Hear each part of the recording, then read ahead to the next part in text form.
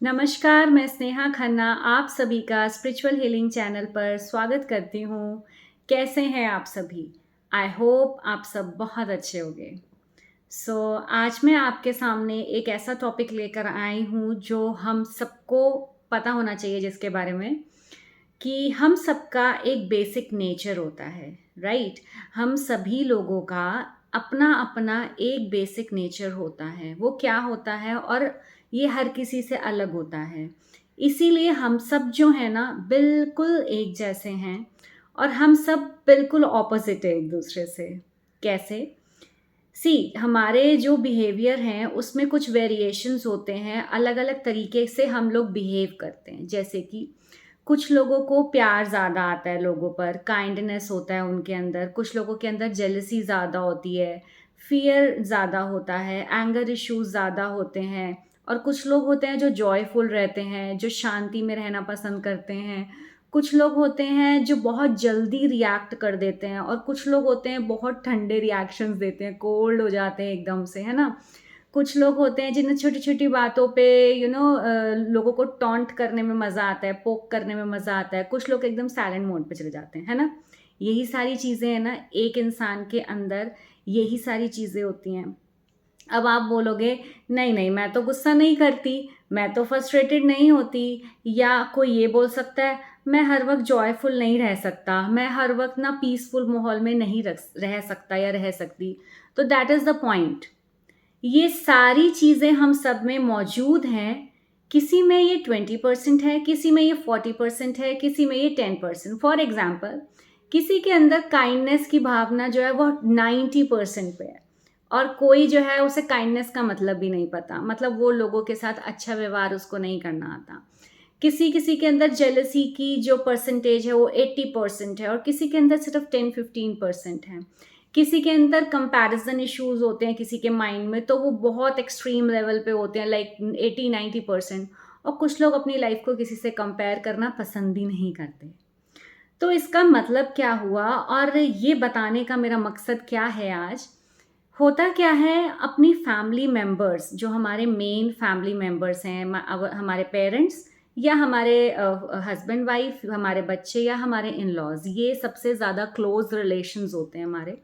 उसके बाद आते हैं हमारे फ्रेंड्स या हमारे गर्लफ्रेंड बॉयफ्रेंड या उसके आगे फिर एक्सटेंडेड हम लोगों को जानते हैं लाइक बिजनेस में जॉब पर या नेबर्स, है ना?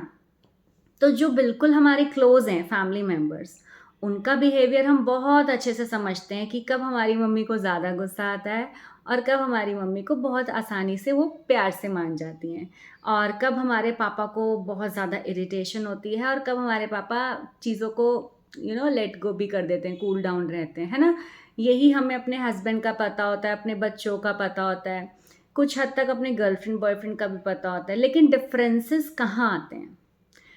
डिफरेंसेस तब आते हैं कि जब हमें पता है कि सामने वाले का जो नेचर है गुस्से वाला है। फॉर एग्जांपल 2 एग्जांपल दूँगी, 2 से 3 एग्जांपल्स। आपको पता है जो आपका पार्टनर है, चाहे वो आपका फ्रेंड है या बॉयफ्रेंड है या गर्लफ्रेंड है व्हाटएवर, उसको गुस्सा बहुत जल्दी और बहुत ज़्यादा आ जाता है, राइट? तो ऐसे में आपको क्या करना चाहिए? आपको समझना चाहिए कि उसको गुस्सा थोड़ा ज़्यादा आता है, तो जब वो गुस्सा कर रहा है या कर रही है, तो मैं कुछ घंटों या कुछ दिनों के लिए ज़रा अवॉइड करूँ उस बात को, उस सिचुएशन को, बाद में बात करेंगे, ठीक है?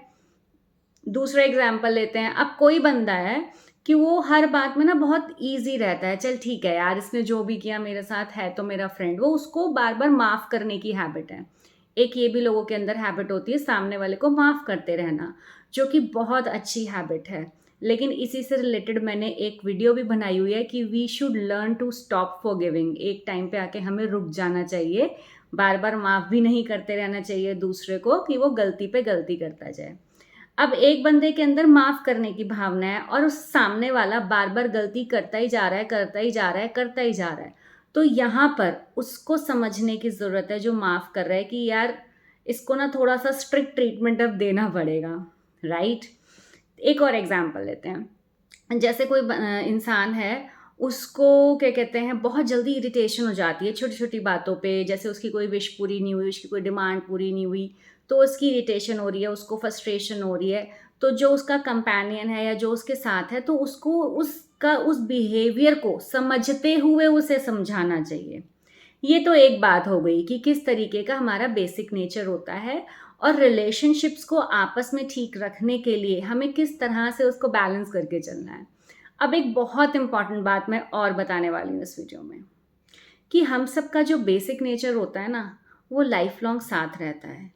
अगर कोई इंसान टॉक्सिक है ना, तो वो उसके 90% चांसेस हैं कि वो टॉक्सिक ही रहेगा अनटिल एंड अनलेस वो खुद को चेंज ना करना चाहे।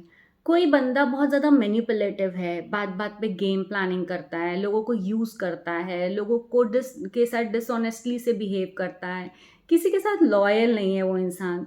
तो ये जो क्वालिटीज़ होती हैं ना किसी इंसान के अंदर, ये छोड़नी बहुत मुश्किल होती हैं।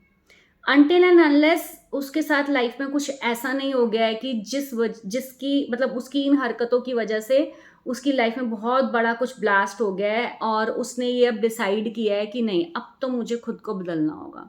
ऐसा बहुत कम लोग कर पाते हैं। एक मकसद तो मेरा आपको बताने का ये था, ये टॉपिक लाने का, कि जो हम सबका बेसिक नेचर होता है ना रिलेशनशिप्स में, हमें उसको बैलेंस करना चाहिए। Number 2, it is really very difficult to change someone basic nature, क्योंकि वो बचपन से उसी को कैरी फॉरवर्ड कर रहे हैं, राइट?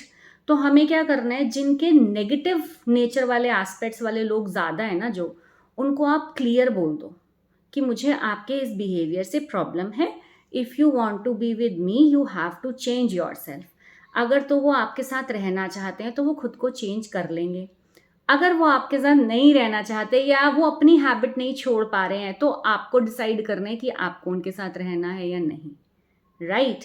ये मैं क्यों बता रही हूँ, क्योंकि जो मेरे पास क्लाइंट्स आते हैं उनके साथ ये बहुत बड़ी प्रॉब्लम होती है। वो टॉक्सिक रिलेशनशिप में होते हैं, प्यार में फंसे हुए होते हैं, अपने बंदे को छोड़ना नहीं चाहते। पता है वो उनका रिलेशन जो खराब है दैट इज सेकेंडरी, लेकिन सामने वाला बंदा ही टॉक्सिक है। तो आप कब तक लगाते रहोगे अपने एफर्ट्स उस रिलेशनशिप को ठीक करने के लिए, है ना? आप कुछ भी कर रहे हो वो नेगेटिव वे में ले जा रहा है, आपको अप्रिशिएट नहीं कर रहा है, आप उसके लिए और अपने रिलेशन को बचाने के लिए किसी भी हद तक जा रहे हो, तो भी वो कुछ ऐसा डीप डाउन आपके लिए सोच रहा है कि इसकी क्या इंटेंशन है मेरे साथ रहने की, राइट? वो ये नहीं समझ रहा है कि वो लड़की या वो लड़का उसके साथ डीपली अटैच्ड है, बिकॉज ही इज और she is toxic in their own personal way, है ना? रिलेशनशिप गड़बड़ होना अलग बात होती है, एक इंसान का व्यक्तित्व भी होता है ना। तो मैं स्पेशली ये टॉपिक इसलिए लेकर आई हूँ क्योंकि 10 में से 7 क्लाइंट्स ऐसे हैं जो टॉक्सिक रिलेशनशिप में हैं, जिनका जो पार्टनर है उन्हें बहुत परेशान करता है, लेकिन just for the attachment, just they have feelings for them, वो उसको छोड़ नहीं पा रहे हैं।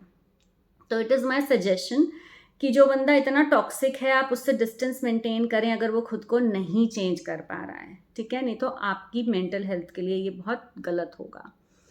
तो सबका बेसिक नेचर है, वेरिएशंस कभी कभी होते हैं, लेकिन किसी का जो एक 100% वाला बिहेवियर है ना, चाहे वो नेगेटिव है चाहे वो पॉजिटिव है, आप उसको ज़ीरो पे लाके चेंज नहीं कर सकते। And if you want to be with that person you have to balance, or if you can't you have to leave that relationship.